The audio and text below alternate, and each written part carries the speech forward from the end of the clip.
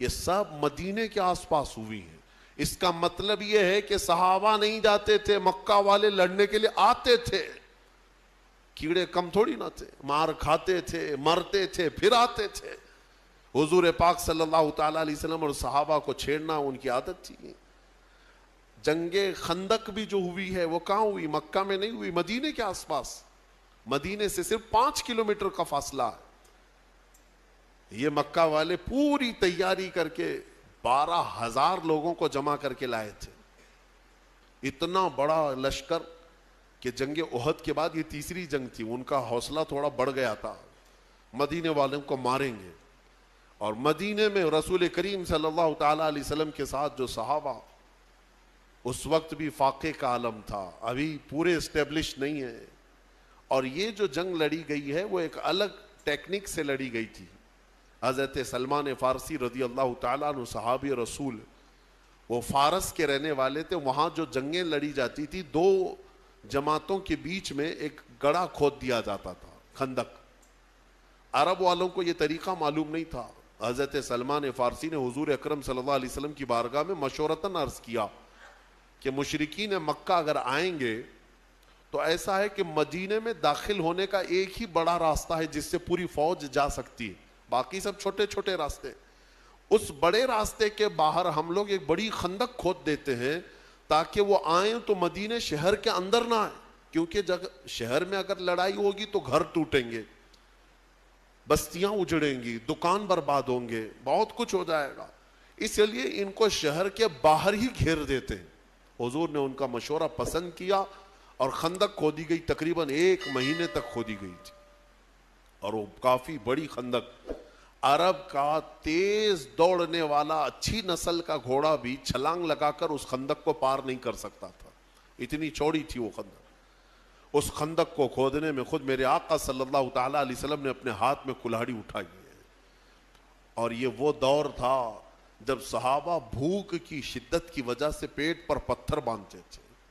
حضرت ابو ہریرہ فرماتے ہیں، نہیں بلکہ دوسرے صحابہ اکرام سے یہ روایت ہے کہ حضور پاک صلی اللہ تعالیٰ علیہ وسلم اس وقت اپنا جبہ اٹھا کر دکھاتے ہیں تو آپ کے پیٹ پر 2 پتھر بندھے ہوئے تھے۔ یہ پتھر کیوں باندھتے تھے اس وقت؟ کہ مضبوط ایک کپڑے سے پتھر باندھ دیے جاتے تھے تاکہ بھوک پریشان نہ کرے۔ پیٹ اگر خالی چھوڑ دیا جائے تو بار بار بھوک لگتی ہے، اور اس پیٹ کو ٹائٹ باندھ دیا جائے تو بھوک کم لگتی ہے۔ یہ عربوں کا طریقہ تھا، پیٹ پر پٹا باندھ لیتے تھے۔ حضور اکرم صلی اللہ تعالیٰ علیہ وسلم اس وقت پتھر باندھے رہتے تھے کہ بھوک پریشان نہ کرے۔ اور خندق جو کھودی گئی ہے انہی فاقہ کشی کے عالم میں کھودی گئی ہے۔ پھر اس کے بعد مشرکین جب آئے تو وہ دیکھ کر کے حیرت میں رہ گئے، یہ کیا طریقہ ہے؟ ہم کو شہر میں داخل ہونے نہیں دیا جا رہا ہے، یا مطلب یہ چیز نہیں تھی ان کے لیے۔ خندق کے اس طرف کھڑے ہو گئے، جنگ شروع نہیں ہوئی۔ اس میں 3 بڑی جماعتیں تھیں، قبیلہ بنو غطفان اور قریش، اور پھر ایک نجد کا ایک قبیلہ تھا۔ بڑے بڑے 3 قبیلے اس میں آئے تھے جنگ کرنے کے لیے۔ حضور پاک صلی اللہ تعالیٰ علیہ وسلم اور ان کے صحابہ، آزمائش میں آپ کو بتاؤں کیسی تھی۔ مدینے والے اس وقت جتنے تھے سب کے ساتھ میرے آقا صلی اللہ علیہ وسلم نے ایگریمنٹ کیا تھا، جو یہودی ہیں عیسائی ہیں سب کے ساتھ، کہ حملہ مدینے پر ہو رہا ہے، لہٰذا ہم ساتھ مل کر کے لڑیں گے، شہر کی حفاظت ضروری ہے۔ یہودی جو تھے اس میں بنو نذیر ایک قبیلہ ہے، اور بنو قریظہ، یہ 2 قبیلے تھے۔ بنو نذیر کے ساتھ بھی حضور صلی اللہ علیہ وسلم نے معاہدہ کیا تھا، مکہ والوں کے خلاف ہم سب مل کے لڑیں گے، کیونکہ نقصان ہوگا تو تمہارا بھی ہوگا ہمارا بھی ہوگا مدینے پر۔ تو سب کا اس بات پر ایگریمنٹ تھا۔ لیکن آپ کو میں بتاؤں، جب لڑائی کے لیے آئے تو طے یہی پایا تھا کہ وہ مدینے کے جتنے یہودی اور عیسائی ہیں وہ بھی حضور کے ساتھ کھڑے رہیں گے۔ لیکن ان ظالموں نے کیا کیا، حضور اکرم صلی اللہ تعالیٰ علیہ وسلم کے ساتھ آئے نہیں میدان میں، چند اپنے لوگوں کو بھیجا، اور اپنے سارے قلعے میں یہودی بیٹھ کر میٹنگ کرنے لگے، اور حضور پاک کی ساری تیاریوں کی خبریں مکہ کے کافروں کو دینے لگے، مشرکین۔ یہ دھوکے باز تھے، حضور پاک صلی اللہ علیہ وسلم کی ساری خبریں مکہ والوں کو پہنچانے لگے۔ انہوں نے دھوکہ دیا، خدا کیا، غش کیا، یہ ساری چیزیں ہوئی. اب جو حضور کے ساتھ تھے اس میں کچھ منافقین بھی آئے ہوئے تھے اور وہ موسم کی سختیاں دیکھنے لگے. ایسی ہوائیں تیز چلی کہ لوگوں کا کھڑا ہونا مشکل تھا وہاں. ہنالک ابتلی المؤمنون وزلزلوا زلزالا شدیدا، اللہ فرماتا ہے یہ وہ جگہ تھی جب مومنوں کو آزمایا گیا اور انہیں بہت اچھی طرح سے ہلا دیا گیا تھا. وَإِذْ يَقُولُ الْمُنَافِقُونَ، اور اس دن منافق یہ کہہ رہے تھے. کیا کہہ رہے تھے؟ ارے ہمارے گھر میں عورتیں خالی ہو گئی ہیں، چھت اڑ گئی ہیں اور ہم کو جانا ہے مدینے میں. یہ کہہ کر کے حضور کو چھوڑ کر چلے گئے. جو جماعت میں یہ وہ لوگ تھے جو مسلمان نظر آتے تھے، حضور کے ساتھ نماز بھی پڑھتے تھے، ان کا سب مسلمانوں کے ساتھ چلتا تھا، لیکن جب حالات سخت ہو گئے بھاگ گئے. وہ ایک ہی لاٹھی سے بھاگنے والے لوگ سب مدینہ میں بھاگ کر کے چلے گئے. اور میدان میں کون بچے؟ وہی صحابہ جو نبی پاک صلی اللہ تعالی علیہ وسلم کے لیے اپنی جان بھی قربان کرنے کے لیے حاضر رہا کرتے تھے. وہ عاشقین کی جماعت کھڑی رہ گئی، اس میں چند لوگ تھے. اب مجھے بتائیے، منافقین چھوڑ کر مدینے گئے، یہودی دھوکہ دے کر کے میٹنگ کر رہے ہیں مدینے میں بیٹھ کر، اور سامنے 12,000 کا لشکر ہے مشرکین کا اور خندق ہے، اور صحابہ کے پاس کھانے پینے کو کچھ بھی نہیں ہے. ایک رات ایسی بھی آئی، ایک رات کہ وہ مشرکین وہاں بڑے بڑے جانور ذبح کر کے بھون رہے تھے، گوشت کھا رہے تھے، روٹیاں پک رہی تھیں. ظاہر سی بات ہے ادھر کے کھانے کی خوشبو ادھر بھی آتی ہوگی. اور ادھر صحابہ کا حال یہ تھا کہ 10 صحابہ میں 4 کھجوریں گھوما کرتی تھی. 10 صحابہ میں رات کے وقت صحابہ کھڑے رہ جاتے اور ان کے کھانے پینے چل رہے ہیں. حضور پاک صلی اللہ تعالی علیہ وسلم نے صحابہ سے پوچھا کہ مجھے لگتا ہے کہ تمہیں کھانے کی خوشبوؤں نے پریشان کر رکھا اور ادھر کے کھانے کی. میں ایک بات بتاتا ہوں، حضور اگر خیمے میں آرام کر رہے ہو، گھر کے اندر ہو، ایک بھی کوئی صحابی ادھر سے ادھر گیا ہو 2 روٹیاں مانگنے کے لیے یا 1 بوٹی مانگنے کے لیے کہ میاں ہمیں بھی تھوڑا سا کھانا پانی دے دو، لنگر بٹتا ہے تو کیسے بھیڑ لگ جاتی ہے، ایک صحابی بھی گیا ہو؟ تاریخ میں ڈھونڈ کر کے نکالو، ایک صحابی سے بھی آپ نہیں دکھا سکو گے. یہ وہ لوگ نہیں ہیں جو 500 1000 کی نوٹ دکھائے تو پارٹی بدل لیں. ہاں، صبح کچھ اور جھنڈا، دوپہر میں کچھ اور جھنڈا، شام میں کوئی اور جھنڈا، سب کے 1000 ہے. گلے میں پٹا بھی الگ الگ ہے، صبح نیلا پٹا تھا، دوپہر میں پیلا پٹا اور رات میں لال پٹا. یہ سارے دوپٹے والے، ان کا کوئی اپنا موقف نہیں ہوتا، صرف اور صرف دولت کے ہوس میں ادھر سے ادھر بدلنے والے. میرے عزیزو، صحابہ کرام کا حال یہ تھا، شدت کی بھوک تھی لیکن کھانے نے ان کے قدموں کو نہیں ڈگمگایا. حضور پاک نے جب پوچھا تو صحابہ عرض کرتے، یا رسول اللہ صلی اللہ تعالی علیہ وسلم، ہم میں سے کوئی اس میدان میں کھانے روٹی بوٹی کے لیے نہیں آئے، ہم تو اپنی جانیں آپ کے قدموں پہ لٹانے آئے ہیں. صحابہ کرام کا وہ جذبہ تھا. اس کے بعد ہوا کیا، ایک صحابی کی وجہ سے پوری جنگ پلٹ گئی. حضرت نعیم، یہ ادھر کے خیمے کے تھے، ایمان لے آئے. حضور پاک صلی اللہ علیہ وسلم کے چہرے جمال جہاں آرا کو دیکھ کر وہ بے قابو ہو گئے، خندق کراس کر کے آئے، ایمان لے آئے. اور پھر حضور پاک صلی اللہ تعالی علیہ وسلم سے اجازت لے کر کے واپس اسی خیمے میں گئے.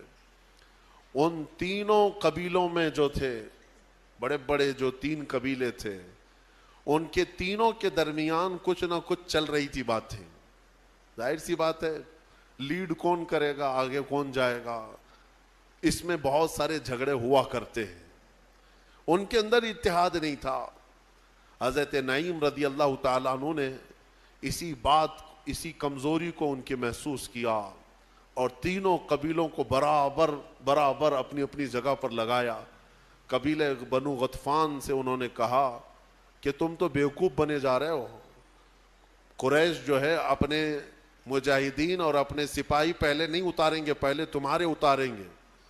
اور بنو نجد محمد صلی اللہ علیہ وسلم سے معاہدہ کر چکے ہیں، ہاں وہ تو ختم کرنے والے ہیں، جنگ میں لڑیں گے نہیں.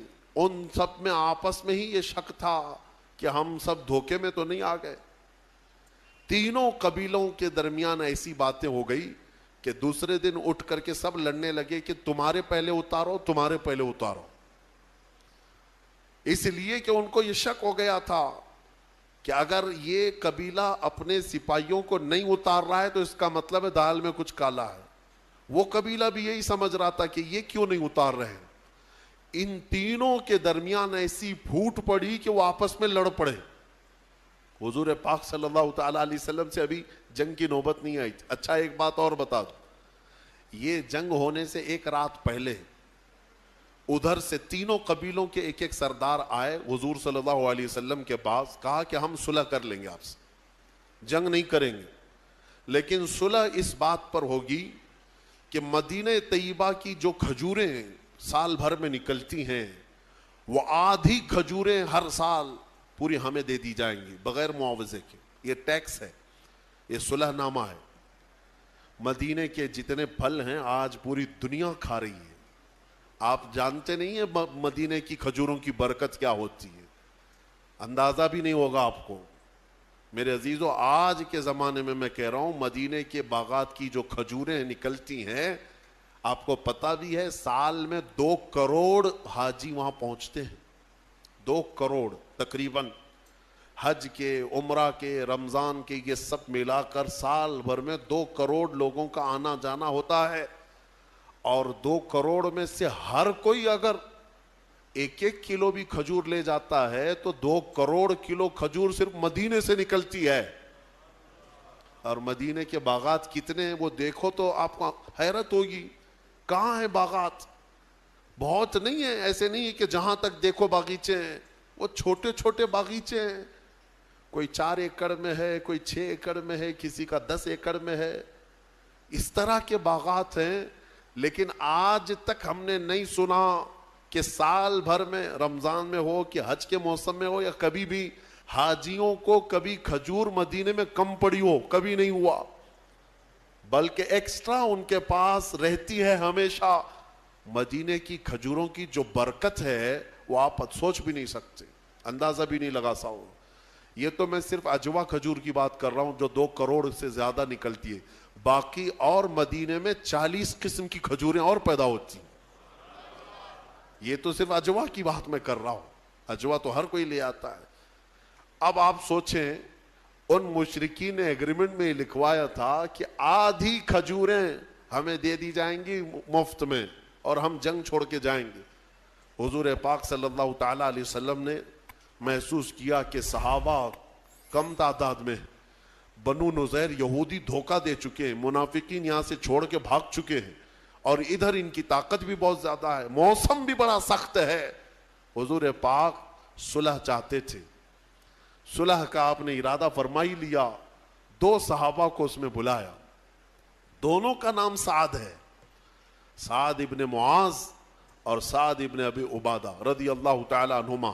دونوں مدینے کے سردار صحابہ، انصار صحابہ میں، اور حضور دونوں کی عزت فرمایا کرتے تھے. دونوں کو بلایا، کہا میں ان تینوں قبیلوں کے سرداروں سے بات کر چکا ہوں، تم کیا سوچتے ہو؟ انہوں نے پوچھا کہ مشورے یعنی صلح میں کیا طے پایا ہے؟ حضور پاک صلی اللہ علیہ وسلم نے فرمایا کہ وہ مدینے کی سال بھر کی آدھی کھجوریں لے لیا کریں گے ہر سال. حضرت سعد اور دونوں سعد کھڑے ہو گئے، کہا یا رسول اللہ صلی اللہ علیہ وسلم، آپ کا یہ مشورہ ہے یا حکم ہے؟ حکم ہے تو اسے ٹالا نہیں جا سکتا. اگر آپ مشورہ فرماتے ہیں تو ہمیں اجازت ہے. حضور پاک صلی اللہ علیہ وسلم نے فرمایا نہیں، میرا حکم نہیں ہے، میرا مشورہ ہے صلح کرنے کا. تو دونوں صحابہ اٹھے اور وہ ایگریمنٹ کا جو پیپر تھا اس کو اٹھائے اور پھاڑ دیا. حضرت سعد اس دن کہتے ہیں یا رسول اللہ صلی اللہ تعالی علیہ وسلم، جب ہم کفر میں تھے، جب ہم مشرک تھے، تب ان خبیثوں کو ایک کھجور نہیں دیتے تھے، اور آج دولت ایمان ہمارے پاس ہے اور آدھی کھجوروں کی بات کی جاتی ہے. یعنی مدینے کے آدھے ہم زمانے کفر میں ایک کھجور نہیں دیتے تھے، اور آج دولت ایمان ہمارے پاس ہے، اور رسول پاک صلی اللہ علیہ وسلم کی سربراہی ہمارے ساتھ ہے. تو پھر آدھی کھجوریں دینا وہ بھی ان لوگوں کے لیے کیا معنی رکھتا ہے؟ انہوں نے پھاڑ دیا. میرے آقا مسکرائے ان کی بات پر. یہ نہیں ہے کہ رسول کے خلاف ہو گئے، بلکہ حضور ان کے جذبے کو دیکھ رہے تھے.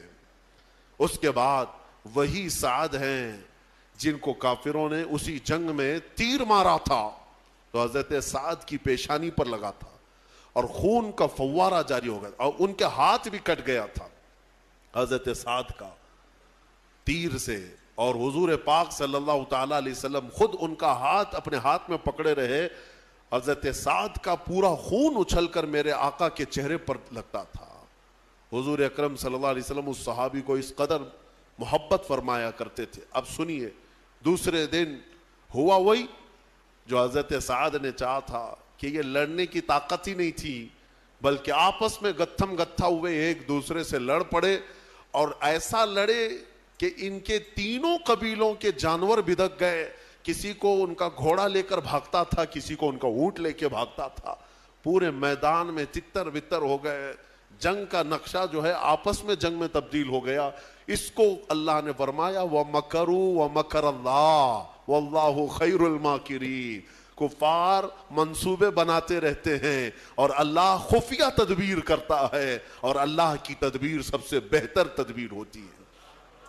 ختم ہو گئی. یہی جنگ احزاب ہے، یہی جنگ احزاب.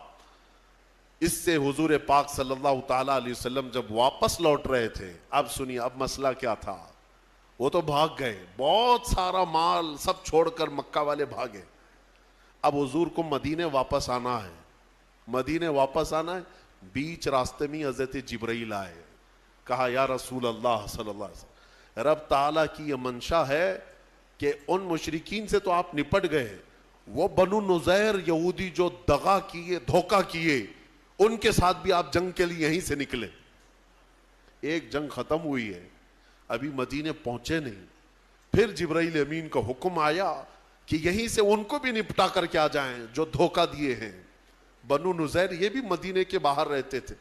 ایک قلعے میں بند ہو کر انہوں نے ایگریمنٹ بھی توڑ دیا تھا، بلکہ ہتھیار صاف کر رہے تھے کہ اب مکہ والوں نے تو مدینے حضور صلی اللہ علیہ وسلم کو مار دیا ہوگا، ہم بھی نکلیں گے، ہم بھی ماریں گے، پورا مدینہ ہمارا ہے. وہ سارے شیخ چلی کے پلان پہلے سے بن رہے تھے، انہیں پتہ ہی نہیں میدان میں ہوا کیا ہے. جب وہاں پر وہ سب میٹنگیں چل رہی تھی، ادھر جبرائیل امین حضور سے عرض کر رہے تھے کہ آقا رب تبارک و تعالیٰ کا حکم ہے. اب میرے آقا صلی اللہ تعالی علیہ وسلم نے صحابہ سے پوچھا، 1 مہینے تک جنہوں نے خندق کھودی ہو، بھوکے پیاسے کھڑے ہوں، کئی زخمی ہو چکے، اور اس جنگ کی اختتام کے بعد مدینے لوٹ رہے ہوں، بیچ راستے میں حضور پھر کہیں کہ یہاں سے اور ایک جنگ پہ جانا ہے، کیا کیفیت ہوگی؟ سننے میں تمہیں آسان لگے گا، پریکٹیکلی معلوم پڑے گا. روزے کے عالم میں صبح نکل کر کے کسی جگہ جاؤ، کام کرو، دوپہر میں کوئی آ کر کے کہے یہاں سے اور ایک جگہ جانا ہے، منہ لٹکا لو. ہاں وہ صحابہ 1 مہینے تک وہاں کھڑے رہے بھوکے پیاسے، ایک دن کی بات نہیں. جنگ میں بیچ راستے میں حضور پاک نے پوچھا صحابہ سے کہ اے میرے صحابہ، جبرائیل آئے اور مجھے اللہ تعالیٰ کا پیغام سنا ہے کہ یہاں سے بنو نذیر کے خلاف جنگ کے لیے ہمیں نکلنا ہے، جنہوں نے دھوکہ دیا ہے مدینے والوں کو، تمہارا کیا خیال ہے؟ صحابہ نے یہ کہا کہ مرہم پٹی کر لیں گے، کھانا پانی پی کر کے کھا کے آئیں گے، بیویوں سے بات کر کے آ جائیں گے، گھر بار دیکھ کے آئیں گے. مہینہ بھر ہوا. حضور نے جب پوچھا کہ تمہارا کیا خیال ہے، صحابہ کہتے ہیں یا رسول اللہ دیر کس بات کی، چلے یہیں سے چلتے. ایک صحابی نے بھی یہ نہیں کہا کہ مدینے جانا ہے، مدینہ 5 کلومیٹر ہے، وہیں سے میرے آقا کے ساتھ چل پڑے. قرآن نے اسی لیے ان صحابہ کے بارے میں کہا ہے رضی اللہ عنہم ورضوا عنہ، اللہ ان سے راضی ہوا اور یہ اللہ سے راضی ہوئے. یہ یوں ہی نہیں ہے. اللہ تعالیٰ ان صحابہ سے کیوں راضی تھا کہ انہوں نے اپنی جانیں جوخم میں ڈالی ہیں لیکن شکایت کبھی نہیں کیا. بھوک بھی برداشت کیا, پیاس بھی برداشت کیا, مصیبتیں بھی برداشت کی, لیکن شکایت کبھی نہیں کیا. بنو نذیر کی جنگ میں بھی گئے اور پھر اس قلعے کا محاصرہ کیا.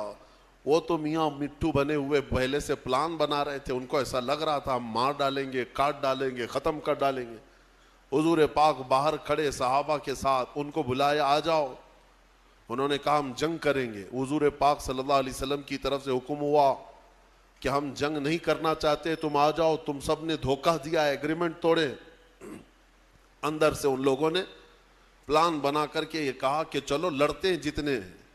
کیا لڑ پاتے محمد عربی صلی اللہ علیہ وسلم کے ان شیروں کے ساتھ.